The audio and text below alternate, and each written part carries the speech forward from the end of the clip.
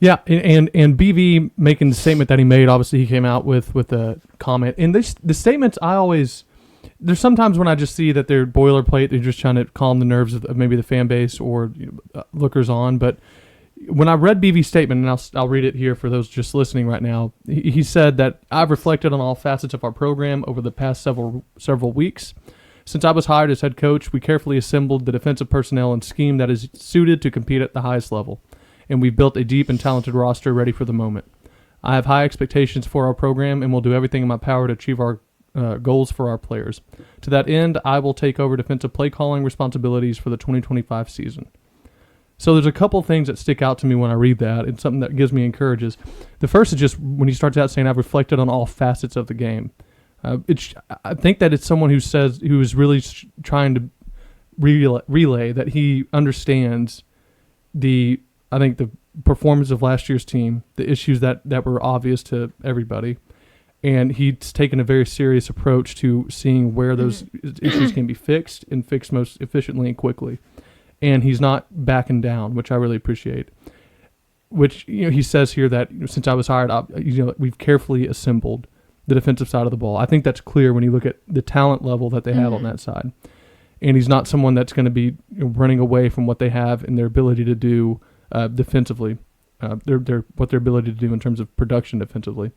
And if you're even I was thinking about, there's going to be talk of BV's future at Oklahoma, regardless of, before even next year starts. But if you're someone who wants to know, say you're a regent, right, and you want to know for sure if he's the guy or not, there's going to be no hiding for him. If he's saying he's calling the plays, then it is going to be him. And so there's not going to be any way for him to kind of, or any way for really people to give him an out if the defense isn't performing like it should in year 3 under a Brent Venables. So, that stuff is really interesting to me, that he would come out and be so strong in how he stated he's going to be the guy making the play calls, understanding what the 2025 season means.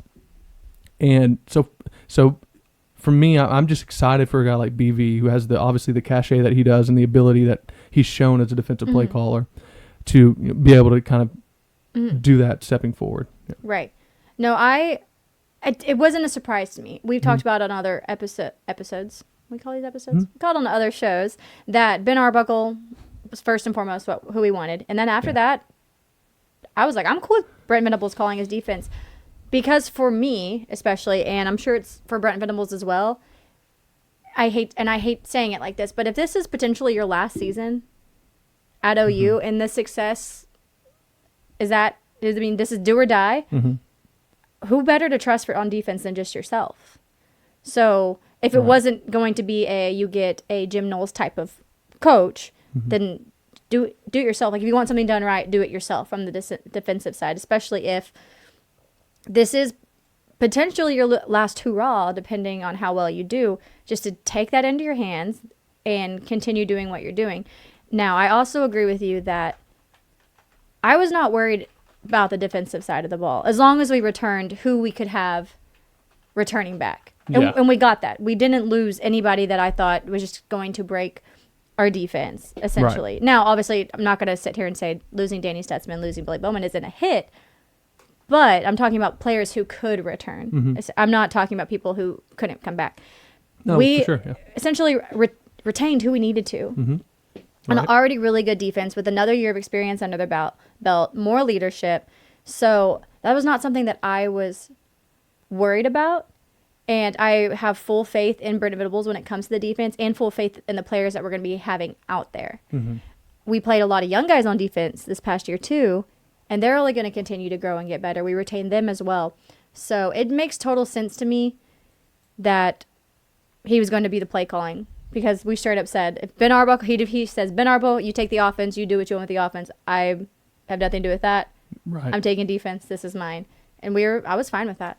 So. I'm only laughing because I was like cutting half of your face off. I was doing this wrong theme right there, so that's on me. So I don't sit as high as. Sorry. No, it looked weird. I was like, there's no way. She never always cut off like that. So sorry about that, everybody. I was like a little turtle. No, but you're 100% right. I of course, I always am. There you go. And that brings me to the next issue, things that we've talked about. And I saw someone here say Do you guys? Oh, well, I didn't mean to bring this one up. We before we scarf it down a little bit, and then we start it up. So I saw this say, hopefully Arbuckle's wife keeps him from leaving prematurely. Don't need another alley. That's true. You know, there are risks when you have a really talented offensive coordinator. Now that's a double.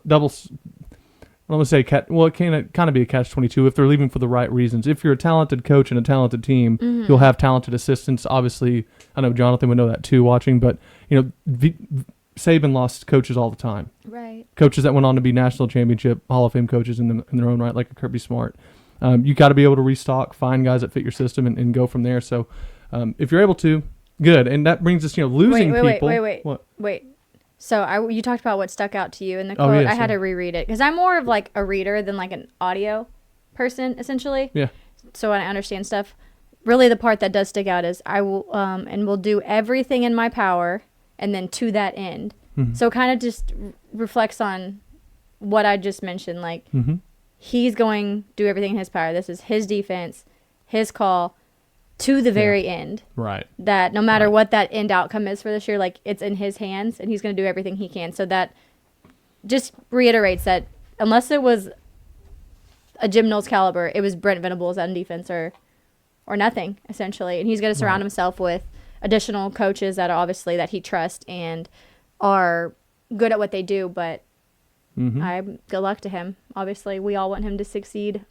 Yeah, 100%, obviously. I say all of us, 99% of us. There's that 1% that we talk about that would love to see him fail just so they could be like, I was right and you were wrong. Meh, I'm just so much smarter than everybody else. And if that's the case, like we've mentioned, put in an application for coaching because you're apparently missing your calling. Yeah. If you can have good pass rush, good pass coverage next year, you'll be great. You'll be fine. We were good with pass rush for sure, but always can get better with that.